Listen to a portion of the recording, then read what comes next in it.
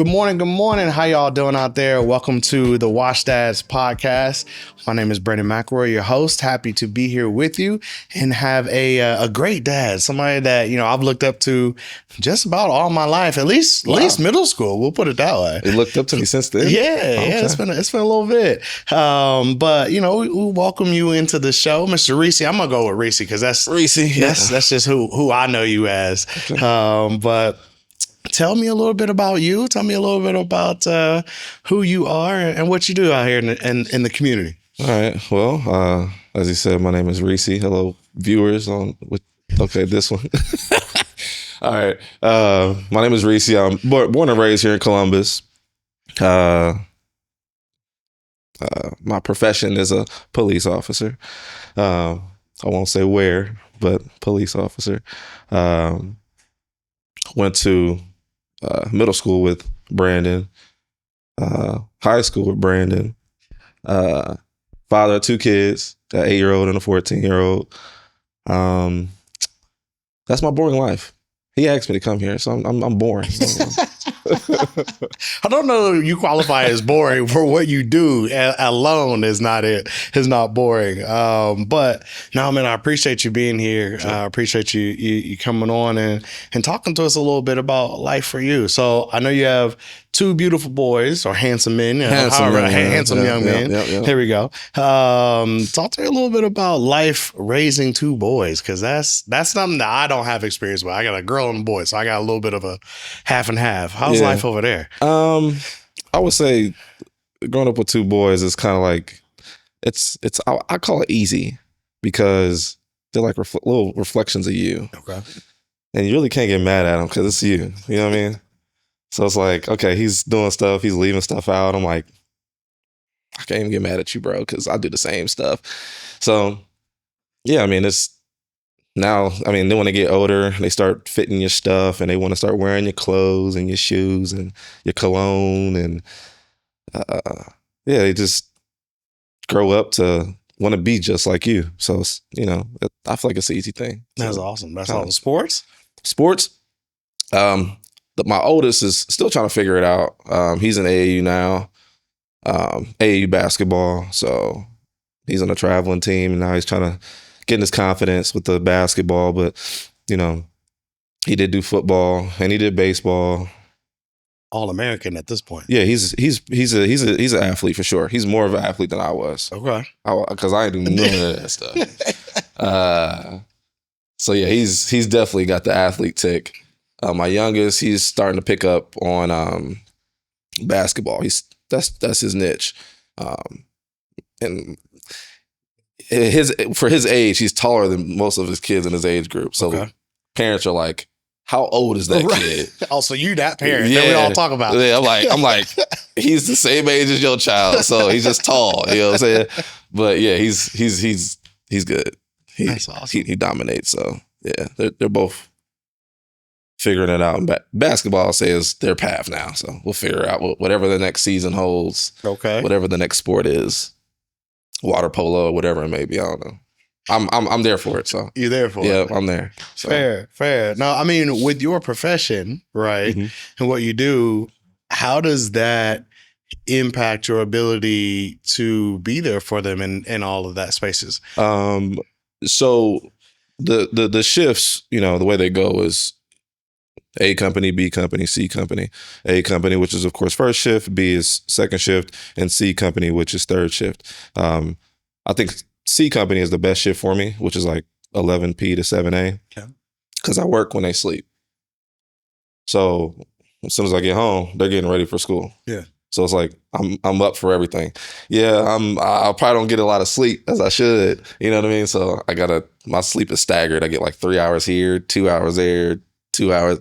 So it's like, so yeah. I mean, but it works. I've figured out, how to get my sleep in. Yeah. But it's not a solid 8, or a 6 to 8 what regular people get. Right. But yeah, it's staggered, but that allows me to be there for their events and school, parent teacher conferences. Allows me to be there. That's awesome. Be visible. Be visible. If I'm a zombie, I'm just visible. Hey, dad showed up. I'm That's like, all.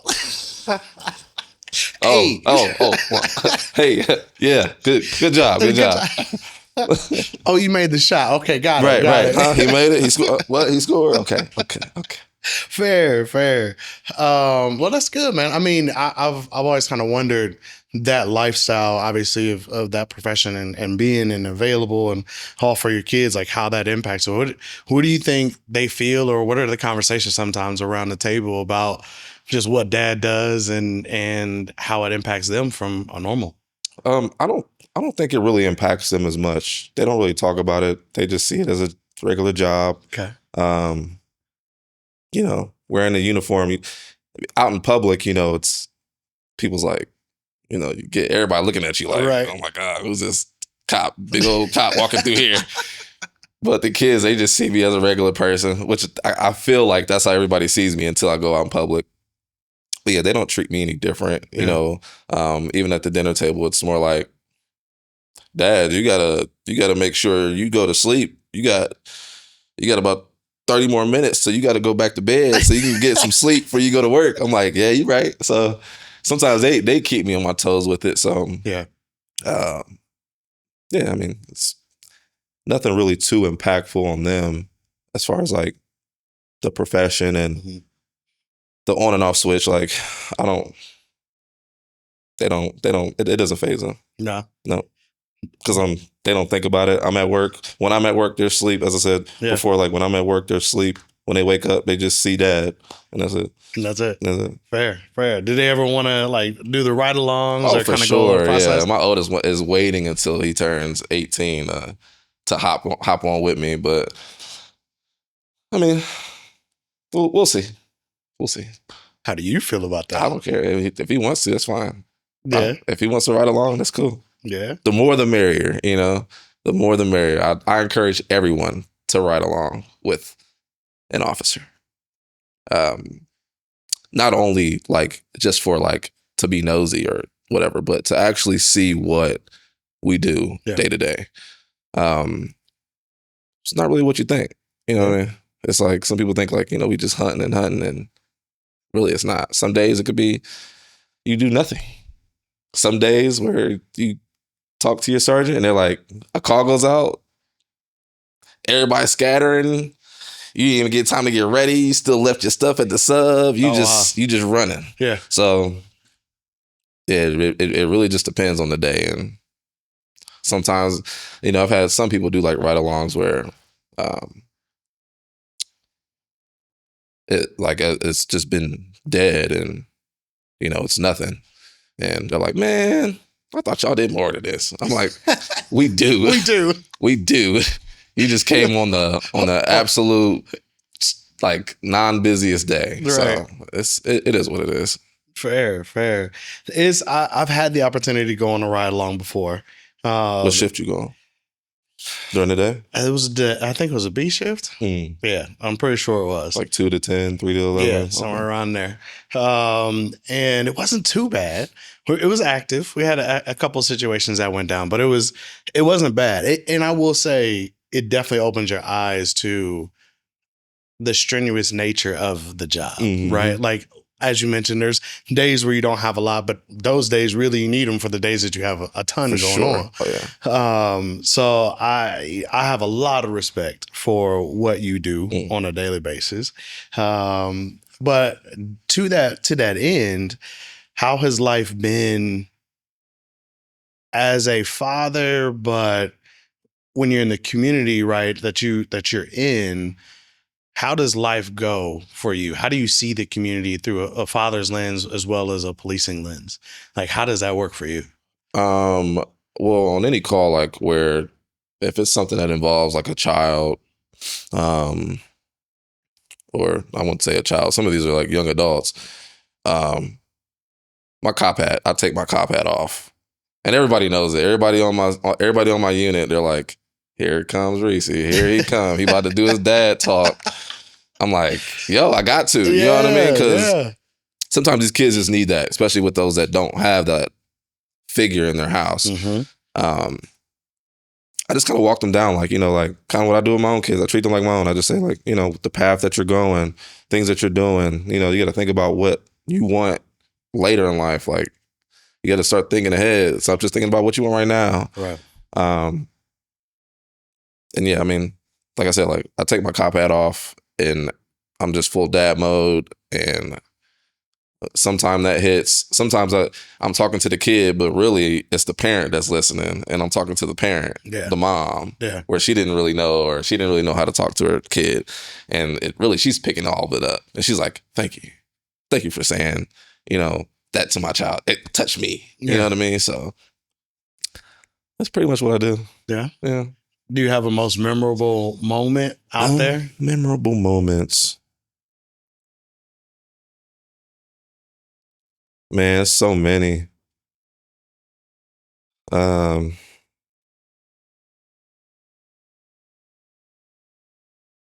say one, like, so there's like a little program that we have. It's called TAPS, and we go like to different schools. One of the kids, like, that he was like really quiet, we talk, it's like DARE. Mm-hmm. So we talk to the kids, whatever. We go there once a week and we talk to them. And he was always quiet in the back, kind of like me, how I always was. But then I saw, my son had a basketball game, and I saw him. Oh, He's used to seeing me in uniform. yeah. So I walk up to him like, "Hey, what's up?" He looked at me. I'm like, "What's going on?" Yeah. He's looking at me like, I'm like, "You don't know who I am?" Like, remember? He was at TAPS. He's like, "Oh my goodness." He's like, "Man," he's like, "I love that class." He's like, "Are you coming back?" I'm like, "I don't know. I might not come back because we don't like to go do the same school like every single time, so we'll go like to different schools." Yeah. So I'm like, "I don't think we'll be coming back to your school. I think we're doing a different school." He's like, "Man," he's like, "that class was really like my relief." He's like, "I love sitting in that class and just seeing cops interact with us, like, because we don't usually get that. It's like normally, like, when we leave out of here, everybody tells us to be like afraid of cops, and you guys are like the nicest cops, like." So it's like, we love like being around y'all, shaking y'all's hand, patting y'all on the back. You know what I mean? Like, we could actually touch y'all, and like, you guys are just regular Real people. Yeah. Yeah. And I think a lot of kids and people forget that. So, yeah, that was just touching. I told my son, I was like, "What, that kid on your team? I used to go to his school." He's like, "Nuh-uh." I'm like, "Yeah." Like, I was like, "Watch." I was like, that's why I tapped him. Uh-huh. But yeah, I think that was probably, I wouldn't say most memorable, but that's like one of the ones that was like, wow, he remembered it. Because, I walk away, I'm like, man, them kids they just want to break. Right. They just want to break out of class. You know what I mean? They going to forget me tomorrow. But no, like, once he knew that me outside of uniform, he was like, "Oh, yeah, I like that. I like that class." I'm like, "Okay, cool." So we did have like a little bit of impact. We did touch them, and that's all we want. That's all we're trying to do. Yeah. So have that impact, have a moment with them. No, that's really cool though, to see that come through, and somebody recognize what you're trying to do, right? Which is awesome. People, it's interesting that you say they have like this kind of fear of cops in general, which in some respects can be, reasonable to understand with the different experiences that are out there. What would you say to somebody that maybe is concerned, a young person, maybe a youth, somebody that's coming up, that's had that rough lifestyle, that's had maybe the lack of a father being there? What would you say to them about a potential experience or an encounter with someone as yourself in that profession? You don't have to be a product of your environment. You don't have to always do what everybody else is doing. Like, I know it's like a big fad. It's like whatever is cool, whatever, like, what's the popular topic now? Stealing cars. Yeah. Like, it's not the cool thing to do. It's like a gateway thing. It gets you wrapped up in more things. Even with kids, it starts off like one kid just wants to ride with another kid. Mm-hmm. And now you got 5 or 6 kids in a car. And you got one kid that doesn't know what he's doing. He's driving crazy and crashes. Yeah. Now you got 3 or 4 other kids hurt, maybe seriously injured. where we had the one where the kids were killed. But like kids are so like they want to be not popular, but they just kind of they dive into like what's popular, and you don't have to do that. You don't have to. You don't have to. You could be like me, like be lame, growing up. You know what I mean? Or be a nerd. Like I was a nerd, so it's like it's cool to be that. You don't have to follow what everybody else is doing, and not, as I said, not be a product of your environment. It's hard. I get that part. But there's like a lot of like resources and like after school programs, and there's like a lot of stuff out there for kids to do outside of like being bored and want to commit crimes. Right. Because it not only impacts you, it impacts that person that you did it to. Now that person can't take their kids to school, or they can't go to work. And now when they can't go to work, they can't pay their bills. And it's just like a full snowball effect. And I guess some parents, they can't control it because, that mom is there. That mom's probably at work, when all this is going on. She's trying to make a living. Right. So it's like for that child that's there, for that kid, that young adult, there's definitely like a lot of stuff out there, a lot of different options and different programs and stuff like that. Yeah.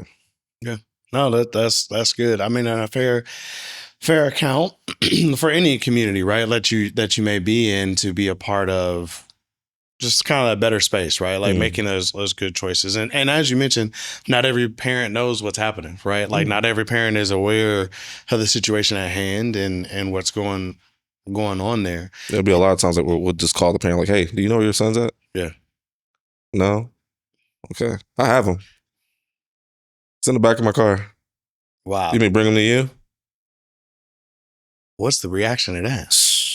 Some parents be like, yeah, bring him here. Quickly. No problem. So, you know what I mean? So it's like, but then when it's like a habitual offender, like, these kids, like, it's like, oh, you again. Oh, you're just out walking around at 3:00 in the morning on whatever street. Wow. What are you doing out here? Yeah. You have no business doing out here. What's that poking out your pocket? Is that a screwdriver? What are we doing? Then my hat, as I said, my cop hat comes off. My dad hat comes on. I'm like, what are we doing? Right. So, yeah. What's something that you wish? What's something that you wish from that moment that the young people would actually take away? Like, what is the thing that, if you had a magic wand, right, and you could resolve all things, like, what is something for those types of situations you wish they would take away from like a conversation having with them? To really think about their future, to really put that into perspective. That's what I wish. That's what I hope they take away. Even though they probably, it goes in and out. Yeah. But yeah, I really hope, once I say it, I'm like, think about this and that. I'm telling them the steps and, what they're doing and what can happen in 2 years and 5 years and 10 years, what they're doing in school now. Just grasping it and really putting that into perspective. Like, all right, man, yeah, he's right. I need to like start thinking about, I'm in school now. I'm a junior or sophomore, or I'm in middle school, like truancy and getting expelled, and that's not going to be good. It's not a good look. I want to play basketball. I need to start thinking more about my future. So yeah, that's the goal. Is I wish that they would take. I hope they take that away, but some do, some don't. I'll just be a repeating thing until I'm old and under the ground. I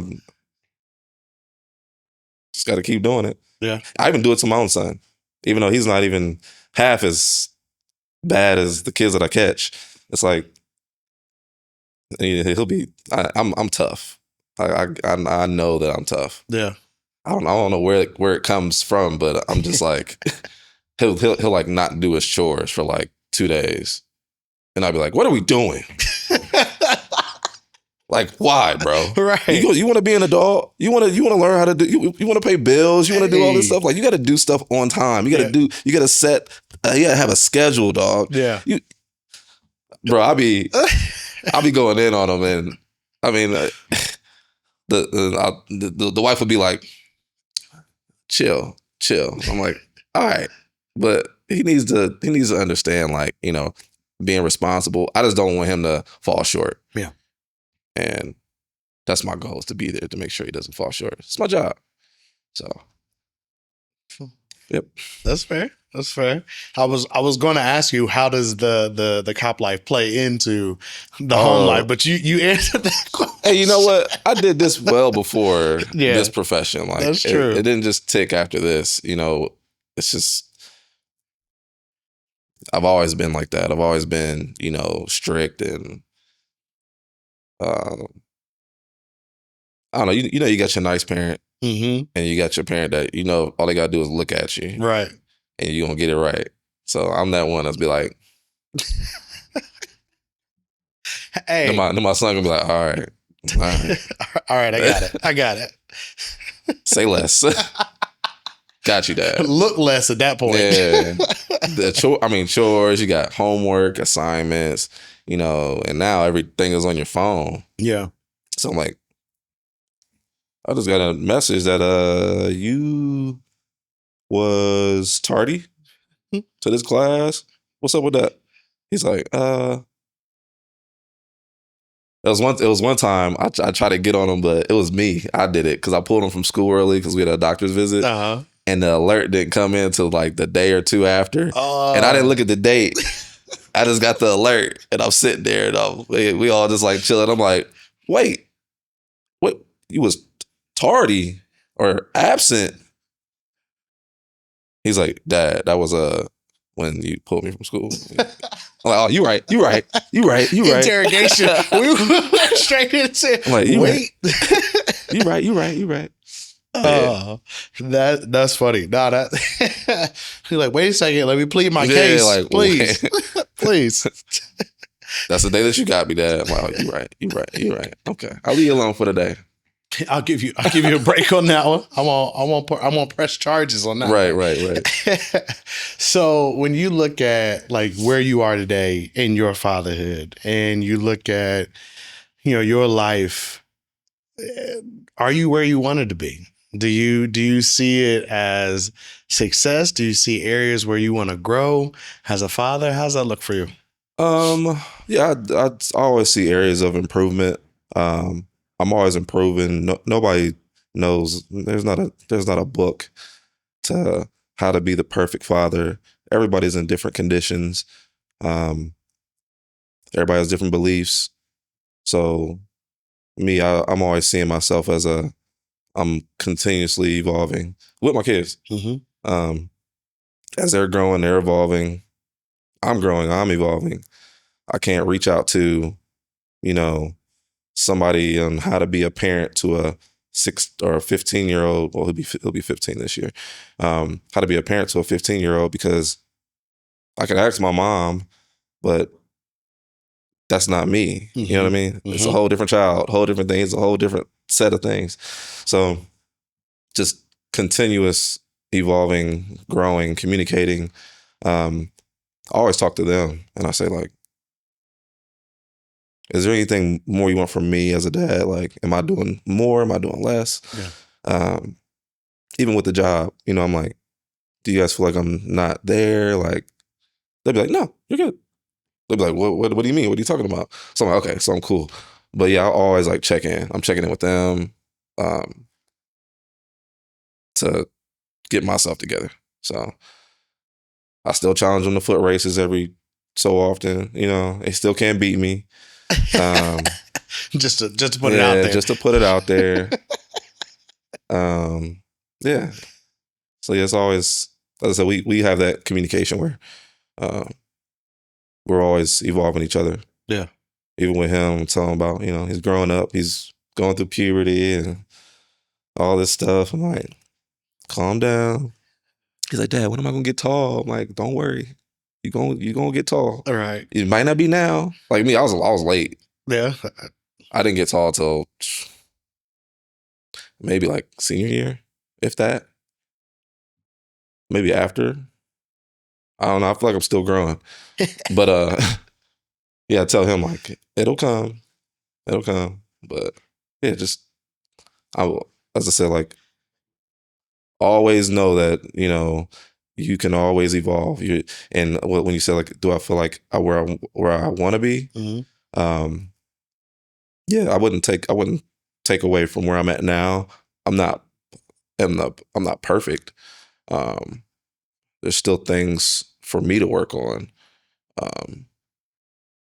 But as long as I'm aware of that and I'm not like just chilling, Mm-hmm. nah, I'm always at work. When I'm off work, I'm still at work.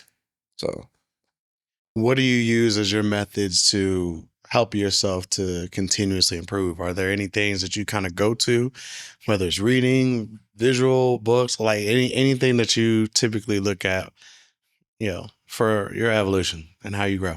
mm, I'll say a lot of times, my brother, my brothers, I reach out to them a lot for like, it's not really reaching out. It's just kind of sharing the experience. Yeah.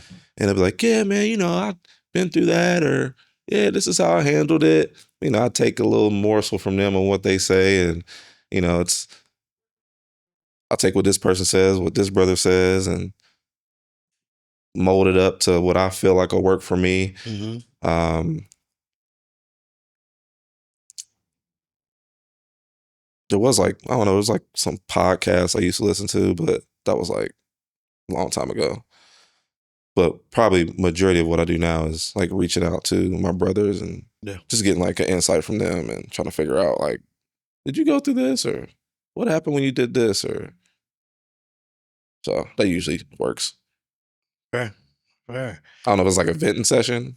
It may be a venting session more than anything. You need somebody to hear. Yeah, I'll be hear like, you out. man, let me tell you what happened. And then they'll be like, man, let me tell you what happened. Say one of that story. And then we just go back and forth. And then we're like, yeah. And then I take, as I said, I'll take whatever I can grab from it and apply it. But yeah, that's pretty much it. Fair. What do you wish you would have known before you became a father? Is there anything that you think about now that you're like, man, I wish I'd have known this, or something that you would maybe go back and tell yourself prior to fatherhood? Before fatherhood? Mm-hmm. Before fatherhood, I would just wish somebody would just tell me like, you'll never be like how we was talking about before, you'll never be perfect. Mm-hmm. There's never a perfect like setting for you. Not saying like you won't do good, but like you will always be changing yourself as a father. And I think a lot of us get stuck on being like that perfect dad. Yeah. That like stand up, nobody can say anything, and it's like no, like certain things work different for certain people. But just know that you will always continue to grow. There's always something to work on. Keep that mindset. As long as you keep that mindset, that you know that there's continual stuff to work on, and you put in the work to continuously work on, whether if it's yourself, if it's self-improvement, if it's being a better father, being a better husband, being a better friend, you know what I mean? Like, there's just a lot of things that you can always continuously grow on. I guess a lot of strain when shoot, when I was, 20, 21, father, what? I'm a dad, what? Oh God, what do I do? Like what? I don't know what, I'm holding this thing. I don't know how to hold it. Right. The head up here, don't hold it, don't tilt it back. Put the neck right here, and you got to do like, but then like now, I look back, I look at people that's having babies, and I'm like, I'm gonna let you learn, you know what I'm saying, the same way I did. Yeah. And yeah, just like they panic, I'm like, you'll be just fine.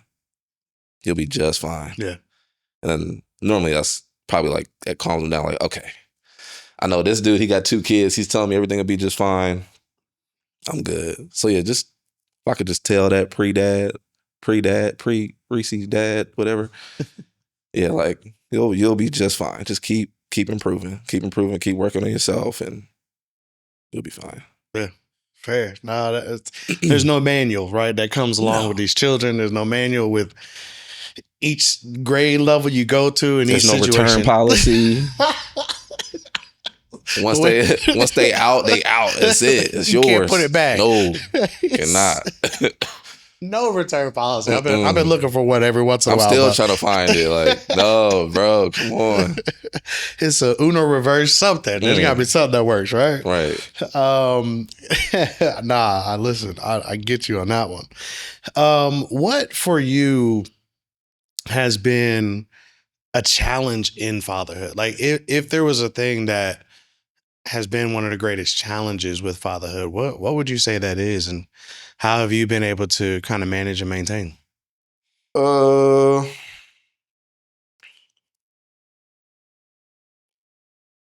would say when I try to correct them as kids, as I said, because I have high expectations of my children, and I'll be like, what are we, when I was talking about how we're like, what are we doing? Mm-hmm. I'll be like, sometimes I got to dial back. Yeah. And it sucks for me because the wife's like the soft parent. So she hops in. She's like, it's okay, baby. Da, da, da, da, da. I'm like, no, baby him. He all right. He gonna be all right. Yeah, he gonna be all right. But yes, it's hard for me to like, just step back, allow her to be great, her to do her thing. Because when she need me and she's like, hey, these boys ain't listening. I done told them about 10 times to hop in the shower, and they just up there lollygagging, and I'm like, that dad, hey. They see, you hear boom, boom, boom, boom. They come out, she's like, yes. I'm like, what did your mom tell you about 10 minutes ago? Oh, yeah, go. You know what I mean? So yeah, I guess the most challenging, that'll be it. Just for me to dial back and just know that my kid, not expect a lot from my kids, but I'm still going, even though I try my best to be like, no, don't be hard on them. Like, I can't help it. Because as I said, like, I'm not going to allow my kids to fail. Yeah. So I don't care if it's a homework assignment, if it's a chore, if it's picking up clothes in the middle of the hallway. I don't care if it's turning on an Xbox controller and you don't know how to do it and you ain't charge it. Right. Why ain't you charge it?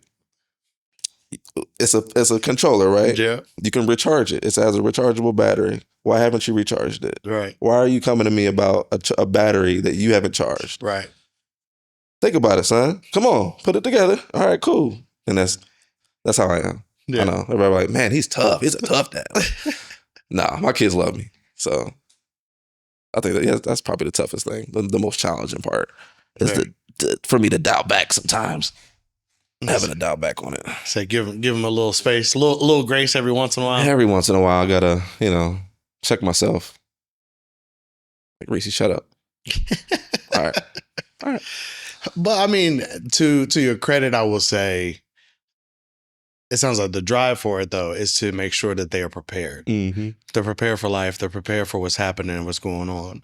And I can only imagine, based off of your personal experiences, what you've gone through in life and things that you've dealt with, up to even just, again, your profession, that is going to drive it. Because you don't want them to be out there in the wind, like trying to figure it out.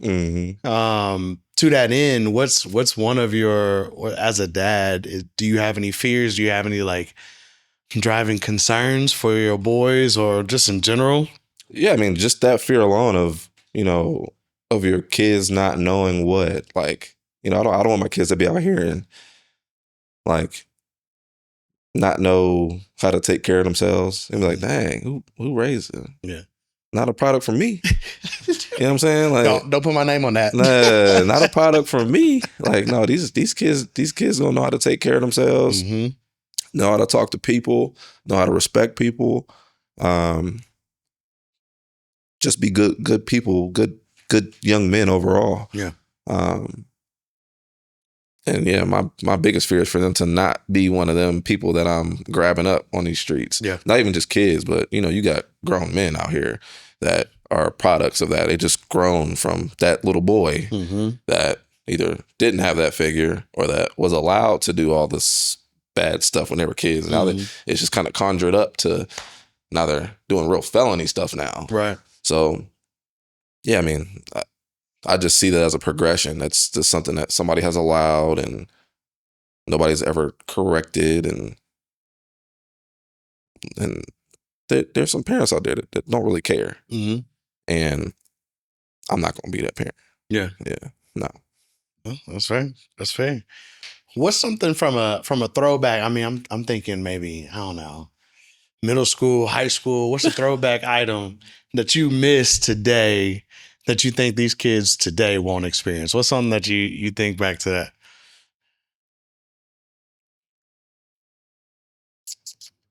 Encyclopedias.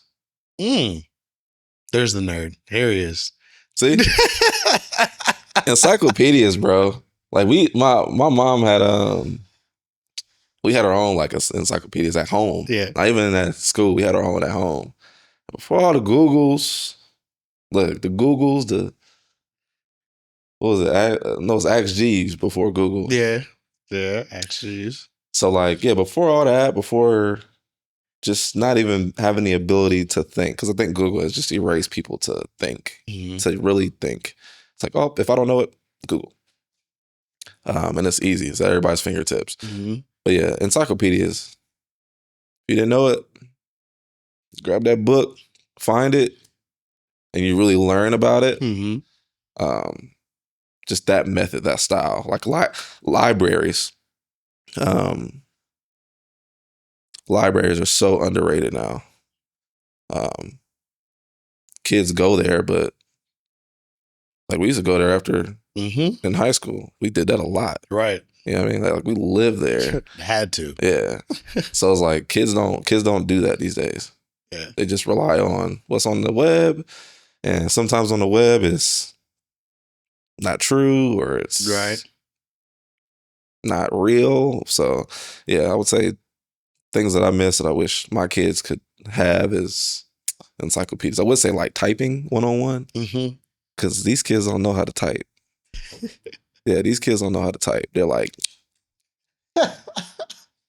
so I'm like, right. I guess that's just something that we kind of grew up learning. We just kind of knew like, how to type. Yeah. But yeah, encyclopedias is definitely like. That's fair. That's fair. You said toy though, right? I mean, it didn't have to be. Okay. It's what you missed. Yeah, I miss encyclopedias. Fair. I'm a nerd. Hey, if that don't say it, that don't say it. Listen, some people call us say they miss basketball, miss Super Nintendo, encyclopedia. That was the first. I'm cool with it. Yeah, Super Nintendo. This is a video game. We still got video games today. Yeah, but I don't know that they're like the classics though. They got a handheld. You could do emulators now. You could still play Super Nintendo classics. You can. So they're still here, but encyclopedias, they're gone. I mean, they're out there. They just aren't used well. We got a lot of dust on them. Right. It's all old, non-updated. Right. That was probably like another thing, probably why they're not being used now, because got to constantly update the encyclopedia. There's a lot of changes that happen very quick. No, that's fair. That's an interesting take, though. I do remember those days. The library was the place you had to be, you had to go to, you had to research, had to dig in. especially here in the local area. The main library was the spot. You had to go up to, what was that, the 5th floor, I think it was. You had to go up there and really like dive into, okay, I got to figure this out, find this space, and microfilm and all that stuff that was hidden in the back. Oh man, there's a lot. Having to read the book 4 times over, looking for symbolism, whatever other crap, and then read it backwards. And dog, I'm like, I tell everybody about my horror stories. I'm like, you think you got it bad? You got to read a book. You got to read 10 pages. That's it, my boy. If I tell you had to read this book 4 or 5 times over, and write a report on it. And write a report during the summertime. Like, no, there's no going outside and playing. No, during the summertime. During the summertime. Summer reading. Man. How many books was that? 3?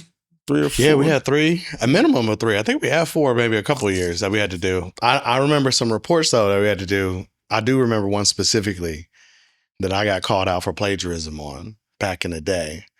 And then I did do you remember back when we had to do, what was it, like morning reading, or we had to kind of give, like everybody throughout the year had to give like a morning kind of report or read out that they did for the class. Do you remember that at all? I don't think we ever did that. In humanities, I will never forget it. That class that class haunts everybody. Man, listen.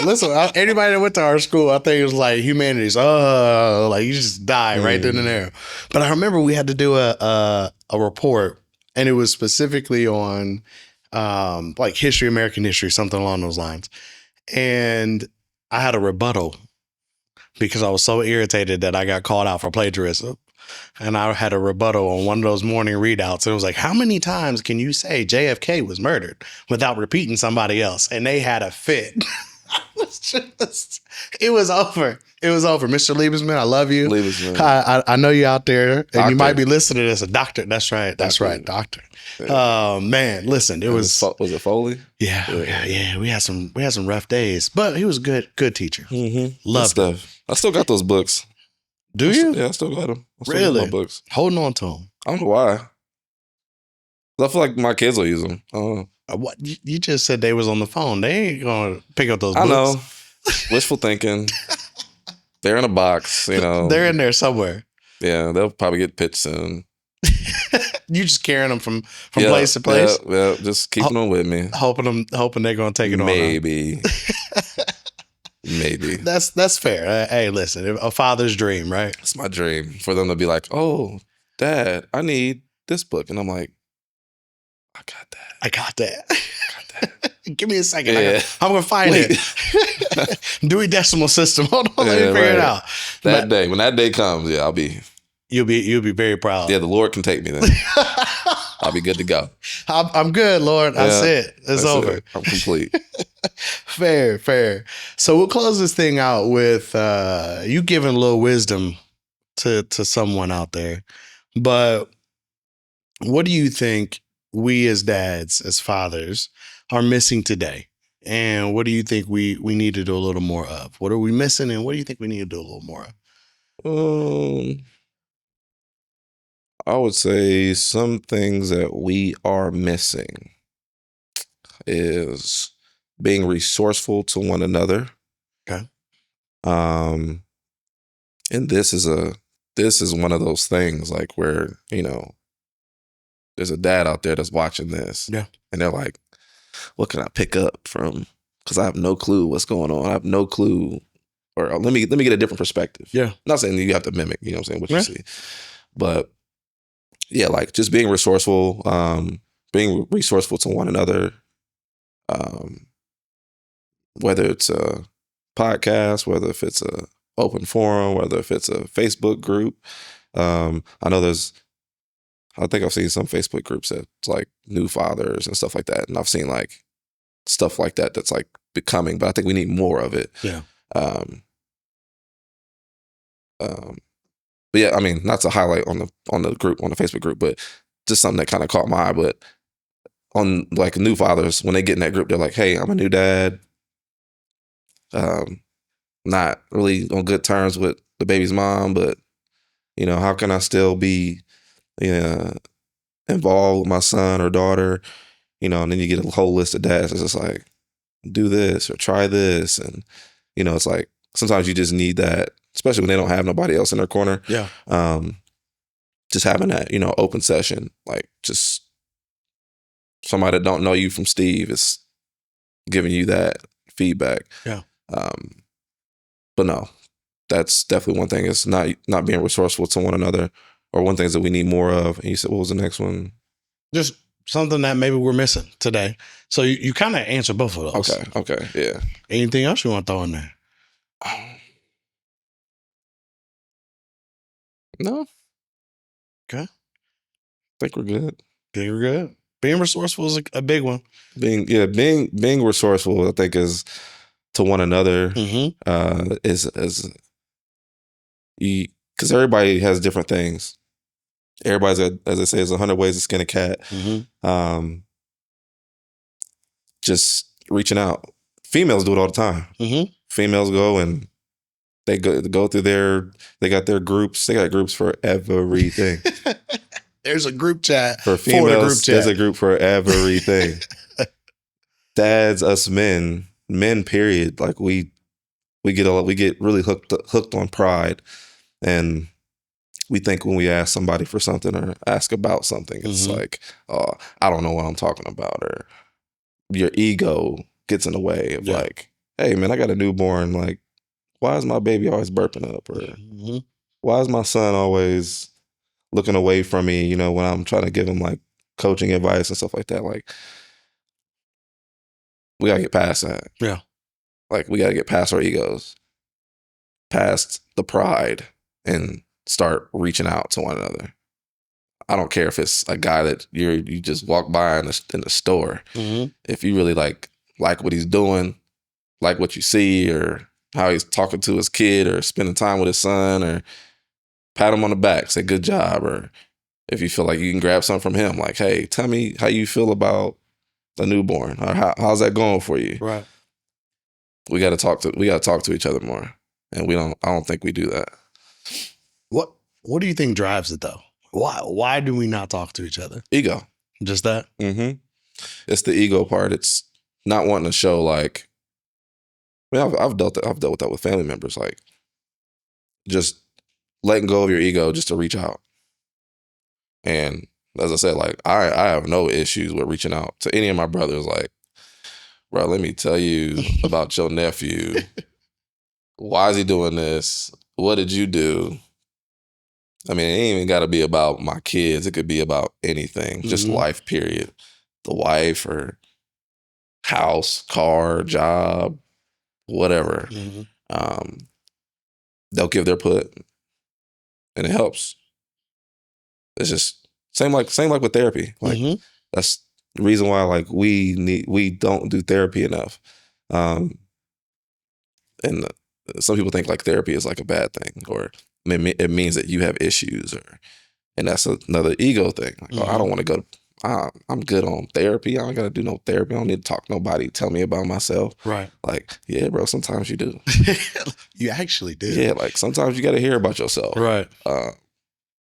Because it'll open your eyes, and like you're not as perfect as you seem, or you may be doing real good, and you may have just really high expectations of yourself, and somebody could just tell you like, bro, you doing good. Sometimes you just need to hear that. Yeah. You're like, okay, I'm cool. But yeah, just communicating to one another. We got to do it more. You heard it here. Yeah. If that's not one thing, if there's one thing you didn't take away from this, is we got to talk to each other more. Yeah. Good, bad, ugly, indifferent, however. Just talk. It all starts with a conversation. It's true. That's true. Well, I appreciate you coming on today, bro. No doubt. Being here with us and talking to the people about just your experience in your life and things going on. For those that may be watching, we appreciate you being here and those that are listening as well. Listen, the Watch That podcast is all about that conversation. It's all about making sure that we can communicate with one another and having a space to just do that. Listen, learn, laugh, cry, whatever it may be together. So thank you for being here. Thank you for joining. And we'll see you on the next one.